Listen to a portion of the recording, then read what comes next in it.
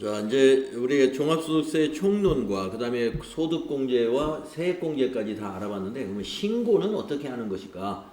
종합소득세 신고 5월 달에 하는 신고와 관련돼서 한번 알아보도록 하겠습니다. 우리가 이제 소득세 신고를 하려면은 이 소득세 세무조정이라는 걸 하게 됩니다. 5월 달에 하는 일이 바로 이 소득세 세무조정이라는 걸 하죠. 그래서 소득세법에 따라서 세무조정을 통해서 이제 서류를 작성합니다. 그래서 종합소득 부속서류를 만들어 가지고 5월 말일까지 신고 납부를 하는 그런 절차가 되겠습니다. 우리 144페이지에 종합소득세 신고의 개요를 한번 읽어보도록 하겠습니다. 종합소득세 신고의 개요. 우리나라의 현행 소득세법은 법령에서 제한적으로 열거된 소득에 대해서만 과세를 하죠. 그래서 우리 소득세 특징에서 우리 열거주의, 소득 원천설이라고 하는 열거주의를 채택한다고 우리 얘기 들었습니다. 원칙적으로 원천별로 각 소득을 합산하여 과세하는 종합과세를 기본 원칙으로 하고 있죠. 그래서 우리가 종합과세하고 있는 세목 2배사 근연기를 우리가 공부한 겁니다. 종합과세를 하는 소득은 이자소득, 배당소득, 사업소득, 근로소득, 연금소득, 기타소득, 이걸 우리가 2배사 근연기 이렇게 외워야 한다 그랬죠. 종합과세되는 소득은 이와 같이 6개로 구성되어 있다는 겁니다. 종합소득세는 납세자의 부담 능력을 고려하여 인적공제제도를 채택하고 있으며, 그래서 우리가 인적공제, 기본공제와 추가공제에 대해서 공부했죠. 그 다음에 소득 재분배 기능을 위해 누진세율을 채택하고 있죠. 그래서 우리 소득세 세율표 7단계 초과 누진세율을 적용한다 라고 우리 정리했었죠. 또한 신고납세주의를 채택하고 있어 납세 의무자가 과세표준 확정 신고를 함으로써 소득세의 납세 의무가 확정이 된다. 그래서 이 과세표준 확정 신고를 한다는 것이 바로 종합소득 신고를 한다는 얘기가 되겠습니다. 종합소득 신고 부속서류에 맨 앞장에 붙는 게 과세표준 확정 신고죠. 신고서죠. 자, 여기 주 1에 대한 설명, 열거된 소득에 대해서만 과세한다는 주석을 한번 읽어보겠습니다. 예외적으로 이자소득과 배당소득은 법령에서 열거되지 않은 것이라도 유사한 소득에 대하여 과세하는 유형별 포괄주의를 채택하는 부분이 있죠. 그래서 이자소득과 배당소득, 즉 금융소득은 열거주의를 채택을 하면서도 유형별 포괄주의를 채택한다는 것을 기억을 해야 됩니다. 그 다음 주 2에 종합과세의 주석을 볼까요? 예외적으로 퇴직소득과 양도소득, 이걸 퇴양이라고 우리가 하죠. 퇴양, 이것은 종합과세에 해당이 안 되는 겁니다. 그래서 예외적으로 소득세 중에서 퇴직소득과 양도소득은 다른 소득과 합산을 안 합니다. 다른 소득과 합산을 하지 않고 독립적으로 신고합니다. 다른 소득과 합산하지 않고 별도로 과세하고 있으며 특정 소득은 원천 징수로서 과세를 종결한다. 그래서 여기서 말하는 특정 소득이라는 것은 분리과세를 하고 있는 그런 소득을 말하는 겁니다. 여기 퇴직 양도소득을 말한 것이 아니라 퇴직 양도소득은 별도로 과세한다. 즉 종합과세하지 않는다. 그걸 우리가 여기 분류과세라고 한다고 그랬죠. 퇴직소득과 양도소득을 가리켜서 분류과세라고 한다. 분류과세 세목은 퇴양입니다. 퇴직소득과 양도소득이고, 뒤에서 말하는 특정소득은 원천징수로 과세를 종결한다는 말은 여기에 종합과세에 해당은 원래 되는데, 여기 주 2에 있는 지금 이걸 설명하는 거잖아요. 종합과세에 해당은 되는데 원천 징수로서 과세를 종결하는 게 일부 있다 이거죠. 그게 뭐예요? 예. 무조건 분리과세되는 또는 조건부 분리과세되는 분리과세에 해당되는 내용이죠. 분리과세. 그래서 분리과세 중에서 여러분 무조건 분리과세 중에 가장 아마 기억에 많이 남는 게 뭐가 남겠어요? 복권 당첨금 이거 기억에 나지 않나요? 복권. 복권 당첨금은 무조건 분리과세입니다. 3억 원까지 얼마예요? 20%. 3억 원 초과는 30% 세율을 적용하죠. 그래서 무조건 분리과세 중에 복권 당첨금 기타 소득에 있는 이것이 기억이 날 거고 그 외에도 분리과세 되는 게 여러 가지가 있는데 중요하죠. 이 분리과세 되는 걸 잘 체크해 두는 게 중요하다. 자, 그래서 종합소득 신고 개요에 대해서 한번 또 살펴봤고요. 사업소득 세무조정의 흐름을 보겠습니다. 이제 세무조정에 관한 얘기가 나오는데 우리가 세무조정까지는 우리 TAT 2급에서 출제를 안 해요. 세무조정하는 것까지는. 자, 그러면 세무조정이란 무엇이냐? 종합소득세를 신고하기 위해서는 우선 종합과세 대상 소득을 식별하고 소득금액을 계산해야 한다. 특히 사업소득은 회계상 당기순이익에서 출발하여 자, 회계상 당기순이익은 결산서를 만들면 나오죠. 여기서부터 출발한다 이겁니다. 그러니까 세무조정은 결산 끝난 다음에 하는 거예요. 결산은 언제 끝났어요? 1월 달에 끝났죠. 1월 달에. 12월 31일자로 결산하는 거니까 적어도 그 다음에 1월이면 모든 회사는 우리 여기서 말하는 사업소득은 개인사업자를 말하는 거예요. 법인사업자는 이 소득세하고 관련이 없죠. 법인사업자는 법인세에 해당이니까 3월에 법인세 신고 납부를 함으로써 끝났고 여기서 말하는 사업소득은 법인사업자를 말하는 것이 아니라 개인사업자의 사업소득을 말하는 거예요. 그래서 1월 달에 당기순이익이 다 확정이 됩니다. 그래서 거기서 출발해 가지고 세무조정을 한다는 거죠. 그래서 가감하여 과세소득을 계산하는 과정이 필요하다. 그래서 먼저 무엇을 가감하느냐? 사업소득의 범위를 파악한다는 거죠. 소득세법상 규정되어 있는 사업에서 발생한 소득에 대해서만 과세를 하기 때문에 사업소득 수익금액 잡은 게 전부 사업소득이 맞는지 확인하고 또 중소기업 여부를 판단해서 사업자가 중소기업인지 여부에 따라 관련 세법 적용이 달라지기 때문에 예를 들어서 접대비 같은 경우는 일반 기업의 접대비 한도액은 월 100만 원이에요. 그런데 중소기업의 접대비 한도액은 더 월 200만 원이에요. 2,400이네. 3,600이니까 300만 원. 월 300만 원이네요. 자, 그래서 이와 같이 접대비 한도라는 게 뭐예요? 회계에서 회계 처리한 것을 전부 다 비용 처리를 해주지 않는다는 거죠. 그래서 예를 들면 접대비 같은 경우 한도를 초과했으면 비용으로 인정을 안 한다 이겁니다. 비용으로 인정을 안 하면 어떻게 될까요? 당기순이익이 그 비용에서 인정 안 하는 것만큼 당기순이익이 증가하겠죠. 당기순이익이 증가한다는 건 뭐예요? 사업 소득 금액이 늘어나는 거죠. 그래서 소득세를 많이 내야 된다는 것이죠. 다음 세 번째, 사업소득 금액의 계산. 사업소득 금액이라는 것은 이 사업소득에서 필요경비를 뺀 거죠. 그래서 재무제표상의 당기순이익을 기초로 하여 총수익금액과 필요경비를 조정하여 사업소득 금액을 다시 계산한다. 그러니까 여기서 말하는 사업소득 금액은 여기 있는 당기순이익이 변한다 이런 얘기입니다. 또 세무조정에 따른 소득 처분도 일어나는데 과세연도에 발생한 필요경비 중 당해연도에서 공제할 수 없는 필요경비가 있는 경우는 필요경비 불산입한 후에 필요경비를 그 경비를 소득 처분을 해야 된다 이거죠.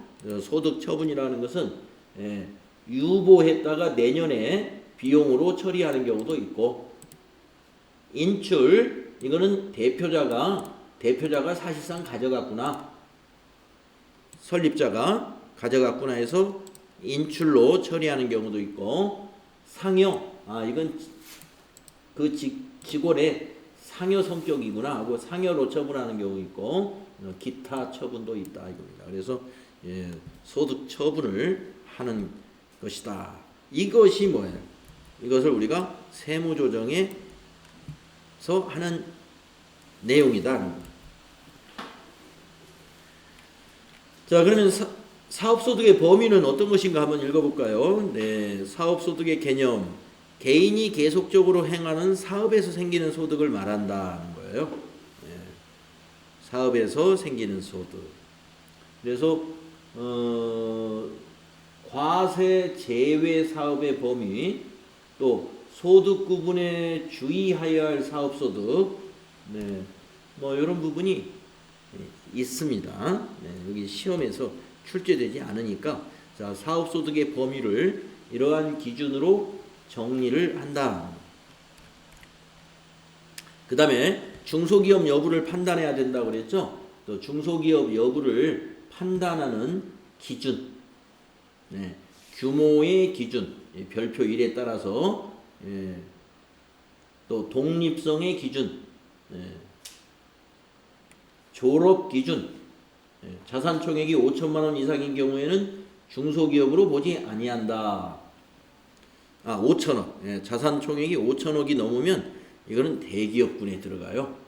그래서 자산 총액 5천억이라고 해서 5천억 이하라고 그래서 미만이라고 그래서 다 중소기업은 아니에요. 그 중에서도 여기 중소기업 기본법 시행령 별표 1에 따른 규모 기준, 이런 것을 매출액이 업종별로 좀 다르니까 그걸 더 자세히 살펴봐야 됩니다.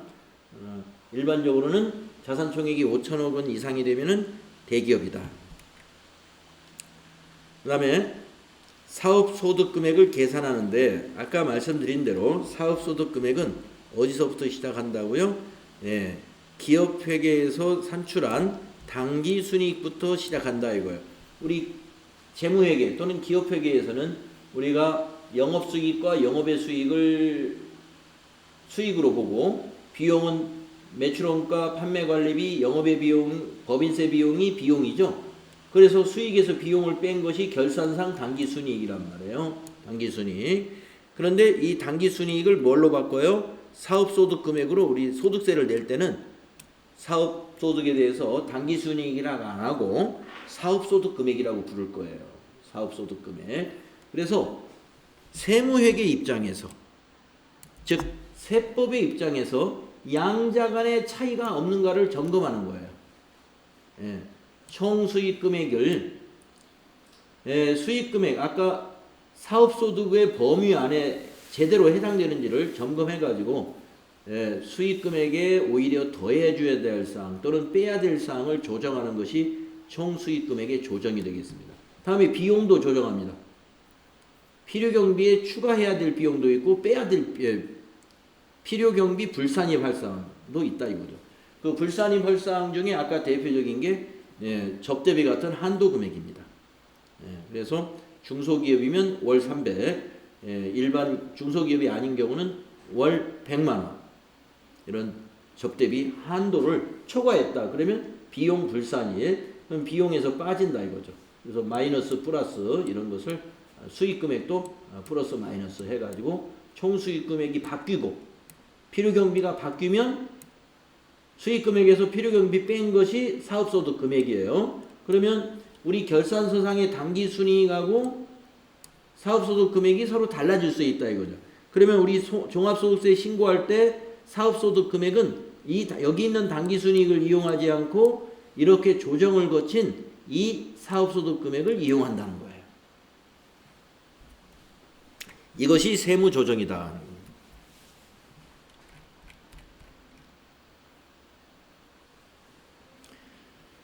자, 소득세법과 법인세법의 차이를 여기 표로 만들어 놨는데요. 이거 시험 출제 외의 것이니까 그냥 넘어가겠습니다. 전혀 출제되지 않는 내용입니다. 또 총수익금액 산입 및 총수익금액 불산임 항목, 아까 수익금액 산입과 불산임 항목 여기 아주 나열을 잘 해놨어요. 네, 우리 세무조정 하지 않을 거니까 이것도 참고만 하고 그냥 넘어가고요. 그 다음에 필요경비 산입 및 필요경비 불산입 항목, 필요경비 산입, 불산입 정리한 것입니다. 그래서 이것도 시험 출제 범위 아니니까 지나가겠습니다. 근데 여기 눈에 띄는 게 하나 있네요. 예를 들어서 우리가 벌금이나 과태료를 물었다. 그러면 우리 회사에서는 이걸 비용으로 처리하죠. 우리 회계 처리할 때는 벌금 내는 것도 비용이에요. 업무용 차량을 가지고 신호 위반을 했어요. 그러면 그 딱지 끊어오죠. 그거 벌금이잖아요. 근데 회사에서 회계 처리할 때는 그건 회사 비용으로 처리할 수밖에 없죠. 그래서 세금과 공과로 처리를 한단 말이에요. 그런데 세법에서는 벌금을 어떻게 한다? 벌금이나 과태료는 통고 처분에 따른 벌금 또는 과태료에 해당하는 금액은 뭐예요? 필요 경비 불산입이다. 경비로 봐줄 수 없다. 그래서 이런 것들은 나중에 세무조정할 때 비용에서 비용 인정을 못 받게 돼요. 그러나 우리는 기업 회계에 따른 회계 처리를 하는 거기 때문에 소득세법에 따라서 회계 처리하는 것은 그거는 합당한 것이 아니다 그랬죠. 우리 기업 회계는 회계 기준대로 하는 거예요. 하고 나중에 세금 낼 때만 이렇게 세무조정을 해가지고 사업소득 금액을 산출해서 세금을 내면 되는 겁니다. 네, 계속해서 필요경비 산입 항목과 필요경비 불산입 항목 아주 깨알같이 쭉 나와 있습니다. 네. 그래서 이제 이런 내용들을 알면 우리가 세무조정이라는 걸 할 수 있는데요. 보통 세무사 사무실, 회계사 사무실에서 세무조정을 하고 있어요. 네, 접대비 한도 계산하는 거 여기 나오네요. 아까 살짝 나왔었죠. 그래서 접대비 한도 초과액은 손금 불산입이다. 즉 손금 불산입이라는 것은 비용으로 봐줄 수 없다. 비용에서 빼야 된다 하는 그런 얘기입니다. 또 감가상각비도 한도가 있어요. 그래서 이런 그 감가상각비 부인액 같은 경우는 내년으로 2월을 합니다. 이것을 이제 유보라고 그래요. 손금 불산입. 올해 감가상각을 너무 많이 해가지고 감가상각 범위 소득세법상 감가상각 범위를 초과해서 비용 처리했어요. 그러면 그것은 비용으로 인정을 못 받아요. 그걸 우리가 손금 불산입이라고 하는데 이걸 유보한다는 말은 이 손금 불산입으로 올해로 끝나버리는 게 아니라 우리가 사업을 내년도까지 계속 하잖아요. 차기에도. 그러니까 이걸 일단 못 받은 것을 차기로 얼마 못 받았는가를 기록으로 남겨서 가지고 갑니다. 그래서 다음 해에 또 계산을 해봐야죠. 근데 범위 안에 들어왔어. 그러면 작년에 못 받은 거 받을 수가 있어요. 그것을 우리가 유보 플러스 유보 마이너스라고 하는데 이런 부분은 우리 TAT 시험에 안 나와요. 그래서 이런 방식으로 감가상각비도 점검하고 대손충당금도 마찬가지. 세법상 한도가 있어요. 초과한 것은 이것도 유보. 손금 불산입에서 유보시킨다.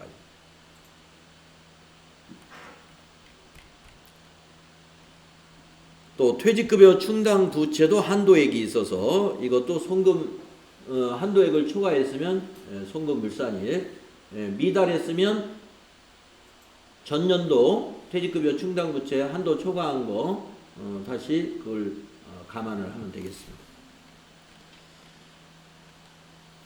또 세무조정에 따른 소득 처분이 있다고 그랬죠. 유보 지금 유보라는 얘기 했었고요. 유보는 한번 읽어볼까요?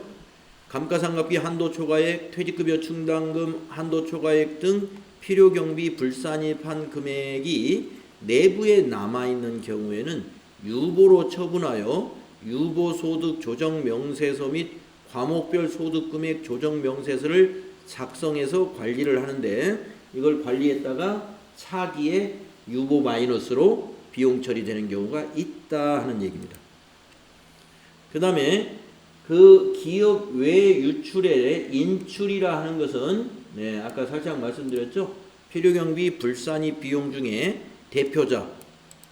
대표자가 그 기업의 개인 사업자인 것이죠. 사업자가 인출한 것으로 보는 경우 인출로 처분한다. 상여, 필요경비 불산입된 비용 중에서 근로자의 급여로 보는 경우를 상여로 처분하는 거다. 그러니까 예를 들어서 이런 거예요. 이런 상여로 처분하는 것은 자 회사에 만약에 홍길동 부장이라는 사람이 있는데 홍길동 부장의 모친상이 있었어요.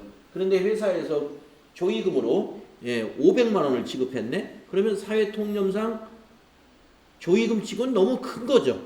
사회통념상 조의금을 초과한 것은 급여로 봐야 된다고 그랬죠. 그래서 이것이 바로 상여처분이라는 것입니다. 그래서 급여로 보게 되면은 나중에 홍길동 부장의 경우는 어떻게 해야 돼요?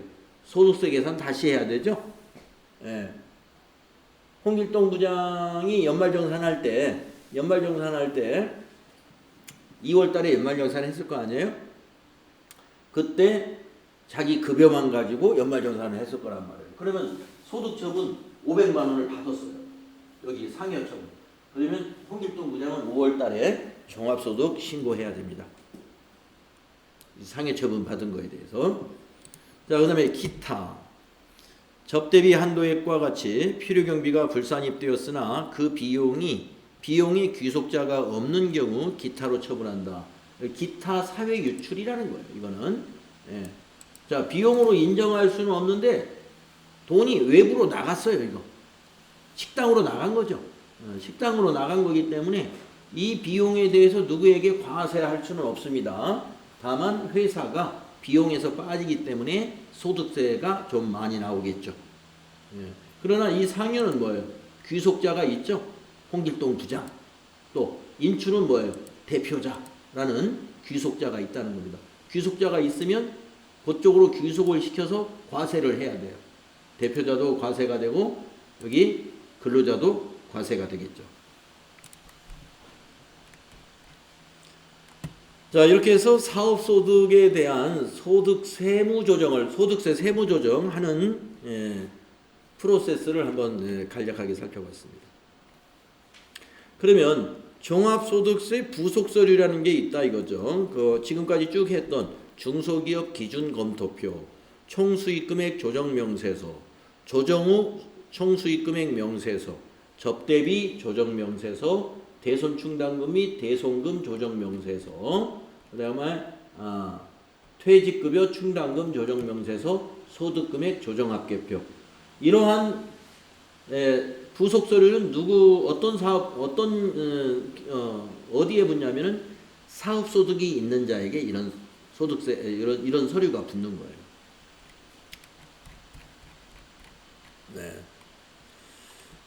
자, 그러면 제3절의 내용은요, 종합소득세 신고하기에 대한 내용이 나왔는데, 자, 종합소득세 과세표준 확정신고.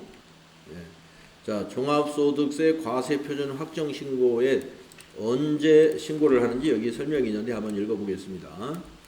해당 과세기간에 종합소득금액이 있는 거주자는 그 종합소득 과세표준을 그 과세기간의 다음 연도 5월 1일부터 5월 31일까지, 즉 5월 한 달이죠. 납세지 관할 세무서장에게 신고하여야 한다. 종합소득 과세표준이 없거나 결손금이 있는 거주자도 종합소득 과세표준을 신고해야 된다. 자, 결손금이 있다는 건 뭐예요? 사업자라는 얘기예요. 그러니까 사업자는 무조건 신고 대상이 돼요. 사업소득이 있는 자는 과세표준이 없다는 게 뭐예요? 과세표준이 제로다 이겁니다. 어떻게 하면 과세표준이 제로가 나와요? 자, 수익금액에서 필요경비 빼고 공제사항, 우리 소득공제사항 빼면은 그게 과세표준이 나오잖아요. 근데 그걸 뺐더니 제로가 나왔어요. 그래도 신고한다 이겁니다. 예. 종합소득세 신고의 제출 서류에는 과세표준 확정, 여기 고자가 하나 빠졌네요. 과세표준 확정 신고 및 납부 계산서인데 고자가 하나 탈자가 있고, 그 다음에 소득세 공제 신고서, 또 소득공제 및 세액공제 대상임을 증명하는 서류, 이런 서류들, 또 종합소득 계산의 기초가 된 총수익금액과 필요경비의 계산에 필요한 서류들, 그리고 사업소득자는 재무상태표 손익계산서와 그 부속서류 및 합계잔액시산표, 그 다음에 조정계산서, 이 조정계산서가 아까 세무조정계산서를 말하는 거예요. 그 다음에 필요경비에 산입할 경우에 그 명세서, 이런 것들이 서류가 붙게 된다. 네, 요게 시험에 나옵니다.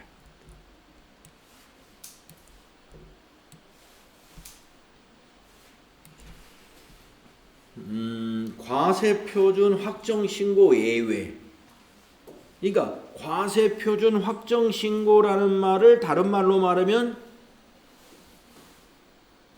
종합소득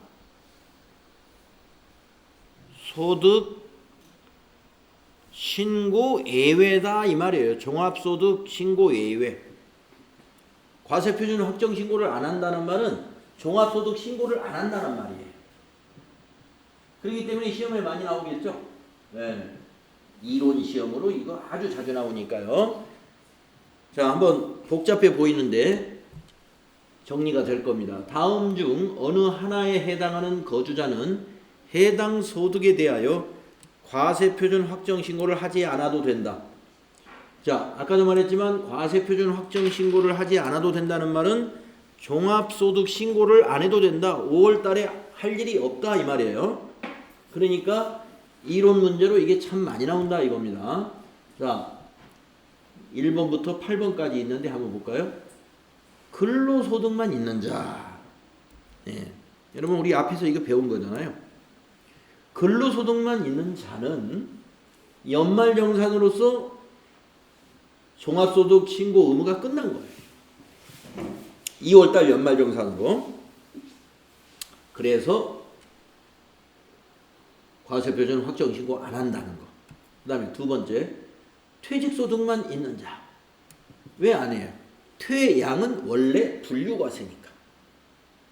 퇴직소득, 양도소득만 있는 자는 당연히 분류과세이기 때문에 과세표준 확정신고 안 하는 거죠. 자, 과세표준 확정신고 새로 나온 용어니까 이거 우리가 그동안 말했던 종합소득신고란 말이에요. 종합소득신고. 같은 말이에요. 과세표준 확정신고라는 말이 종합소득 신고하는 거예요. 그게. 그래서 퇴직소득은 해당이 없는 거예요. 퇴직소득만 있을 때는. 네. 그리고 퇴직소득하고 다른 소득이 있다 하더라도 퇴직소득은 해당이 없는 거예요. 종합소득과세. 다음에 연금 중에서 공적연금만 있는 자는 과세표준 확정신고 안 해요. 예. 그러니까 연금을 받는데 국민연금만 받는다. 아니면 공무원 연금만 받는다. 없습니다. 아니, 없는, 세금이 없다는 게 아니라 과세표준 확정신고는 안 해요. 그냥 원천징수로서 끝나는 거예요. 다음에 연말정산 대상 사업소득만 있는 자. 자, 어제 끝나는 시간에 아마 이거 나온 것 같은데 연말정산 대상 사업소득이 있는 자라는 게 누구냐면 대표적인 직업이 방문교육 선생님들, 그리고 보험회사의 보험설계사, 이분들이 개인사업자예요. 개인사업자인데 그래서 사업소득자란 말이에요. 그런데 연말정산을 해요. 연말정산을 어떻게 할 수 있느냐? 그분들의 소득은 전부 보험회사에서 지급하고 교육 그 회사에서 지급해요. 그러니까 마치 급여 지급하는 것처럼 지급을 하고 있기 때문에 그 보험회사의 직원들 연말정산할 때 연말정산 대상이 됩니다. 그래서 사업소득자 중에서 연말정산 대상 사업자 하면은 그러한 직업을 가진 사람들이에요. 자, 그러면 요 네 가지 의문 없죠? 이런 사람들은 뭐예요? 종합소득신고 해당이 없습니다. 그 다음 이제 요 두 번째 줄에는 두 가지가 섞여 있어요. 그러나 해당이 없다는 거예요. 근로소득과 퇴직소득만 있는 자. 해당이 없겠죠. 왜 그런가요? 퇴직소득은 원래 분류과세기니까 이거는 빼고 얘기해야 돼. 이거 빼면 뭐만 있어요? 근로소득만 있잖아요. 그러면 근로소득만 있는 자는 1번에 있잖아요. 그러니까 근로소득하고 퇴직소득이 있다. 그러면 과세표준 확정신고 안 해도 된다 이겁니다. 예. 그러니까 예를 들어서 A라는 어떤 근로자가 2020년도에 8월 달에 퇴사를 했어요.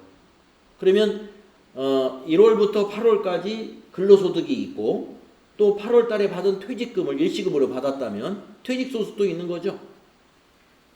그 사람은 과세표준 확정신고 대상이 아닙니다. 연말정산으로 그냥 끝납니다. 다음 6번 퇴직소득과 공적연금소득만 있는 자. 자, 아까 말씀드린 대로 퇴직소득은 분류과세예요.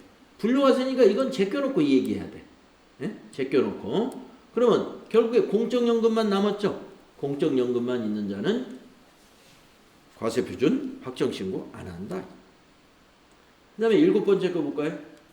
퇴직소득과 연말정산 사업소득만 있는 자 그랬습니다. 자, 여기서도 퇴직소득은 제껴놔야 돼요. 예, 분류과세니까. 그러면 연말정산 하나 남았죠? 연말정산 대상 사업소득. 그러면 4번이잖아요. 그러니까 이것도 종합과세, 종합소득 신고 안 한다. 예, 과세표준 확정 신고 안 한다. 그리고요, 여기 퇴직소득을 양도소득으로 바꿔도 마찬가지입니다. 퇴직과 양도는 분류과세이기 때문에 이 자리를 양도소득으로 바꿔도 다 과세표준 확정신고 대상이 아니다. 자, 이제 8번을 볼까요? 분리과세 이자소득. 분리과세 이자소득은 뭐냐면은 이자소득하고 배당소득 합쳐서 연 2천만 원까지는 분리과세를 선택할 수 있다고 그랬죠. 그겁니다. 요거 두 개 합쳐서 2천만 원. 이자하고 배당 따로따로가 아니라. 그 다음에 분리과세 연금소득. 뭐가 있죠? 아까 공적연금만 있으면 안 합니다. 그런데 연금에는 사적연금이 있죠. 네, 사적연금은 연간 1,200만 원까지. 연간 1,200만 원까지는 분리과세를 선택할 수 있습니다. 이게 연간 1,200만 원. 요 이자하고 배당은 합쳐서 2천만 원. 및 분리과세 기타 소득만 있는 자. 그럼 분리과세 기타 소득을 선택할 수 있는 것은 얼마예요? 300만 원. 이건 300만 원. 네. 그러면 전부 분리과세를 선택하면 저거 과세표준 확정신고 안 해도 된다 이겁니다. 네. 여기서 말하는 분리과세에는 조건이 있어요. 조건이. 이자 배당 합쳐서 2천만 원 이하. 사적연금 1,200만 원 이하. 기타 소득 300만 원 이하. 다만 여기서 8번에서 주의해야 될 것은 무조건 종합과세는 제외예요. 이 중에 무조건 종합과세가 있죠. 그건 제외. 그러니까 무조건 종합과세는 말 그대로 무조건 종합과세 해야 돼요. 이자 배당 중에 무조건 종합과세가 있었죠. 원천징수 안 하는 거. 이자 배당이 무조건 금액으로만 따지는 게 아닙니다. 원천징수하지 않은 거하고 무조건 종합과세가 또가 뭐가 있어요? 우리 그 25% 세율 적용하는 거, 비영업대금에 대한 이자소득, 예. 또 원천징수하지 않은 이자소득, 이런 거 무조건 종합과세 해야 돼요. 예. 그것은 2천만 원, 200만 원 이런 거 안 따지죠. 그것은 무조건 종합과세. 기타 소득 중에서도 무조건 종합과세 하는 게 있죠. 원천징수 안 한 것들. 기본적으로 원천징수 되지 않은 종합소득은 전부 무조건 종합과세 해야 됩니다. 자, 그래서 그 다음에 9번을 볼까요? 1번부터 7번에 해당하는 사람으로서 여기서부터 여기까지 해당되는 사람, 분리과세 이자소득, 분리과세 배당소득, 분리과세 연금소득 및 분리과세 기타소득이 있는 자. 그러니까 여기에 해당되면서 여기에 해당이 되는 자도 결국에 종합과세 하지 않는다 이런 얘기입니다. 그래서 우리 이론 시험에서 아주 잘 나오는 편이에요. 이 부분이. 그래서 여기 표 상당히 이거 잘 머릿속에 잘 정리가 되어 있어야 문제 하나 쉽게 맞출 수 있습니다.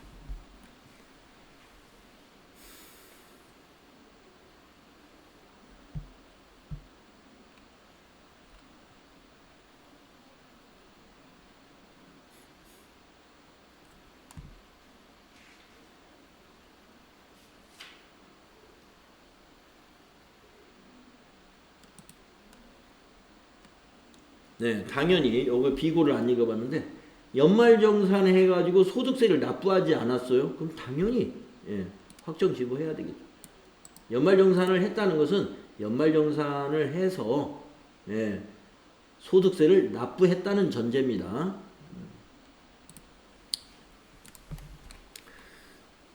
그리고 이제 확정신고 납부, 확정신고 납부에 대한 공제할 세액 이렇게 해서 확정신고 납부에 대한 거 좀 이것도 시험에 나올 수 있겠네요. 자, 거주자는 해당 과세기간의 과세표준에 대한 종합소득 산출세액 또는 퇴직소득 산출세액에서 감면세액과 세액공제를 공제한 금액을 과세표준 확정신고기한까지 납세지관할 세무서, 한국은행 또는 최신관서에 납부해야 된다. 공제해야 될 세액들이 있죠. 중간 예납세액도 공제하고 토지 등 매매차익 예정신고 산출세액 또는 그 경정한 세액, 수시부가세액, 원천징수세액. 기본적으로 원천징수세액 세액 공제해야 되겠고요. 납세조합의 징수세액과 그 공제액, 세액 공제 사항들 말하는 거고. 요 분할납부제도 요거 시험에 가끔 나옵니다. 분할납부제도가 있어요. 우리가 법인세도 분할납부제도가 있는데 소득세에도 분할납부제도가 있습니다. 자, 납부할 세액이 각각 1,000만 원을 초과하는 자는 그 납부세액의 일부를 납부기한이 지난 후 2개월 내에 분할납부할 수 있습니다. 그러면 납부기한이 언제예요? 5월 달이죠? 5월이 지난 후 2개월 내니까 6, 7월 이렇게 5월 달에 다 못 낸 것은 7월 달까지 분할 납부를 할 수 있다. 자, 1천만 원을 초과하는 자입니다.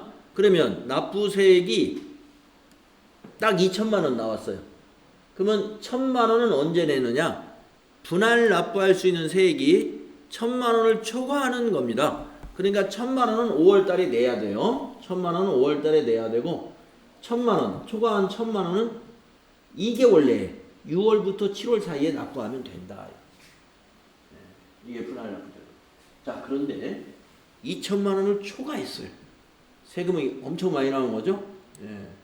2천만 원을 초과한 기업은 뭐 기업일 수도 있고 개인일 수도 있고 해당 세액의 100분의 50 절반 그래서 절반은 5월 달에 내고 나머지 절반은 7월 달까지 내면 된다. 이게 분할납부 제도입니다.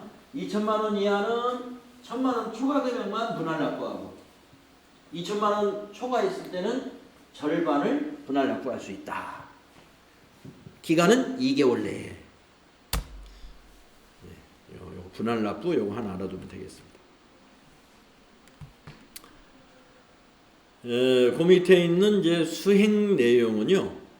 박상준이라고 하는 근로자가 근로소득과 사업소득이 있는 경우를 가지고 이 종합소득세 신고를 어떻게 했는가를 보여주는 사례입니다. 그래서 한번 이거 시험에는 안 나오지만 그래도 우리가 관심이 있잖아요.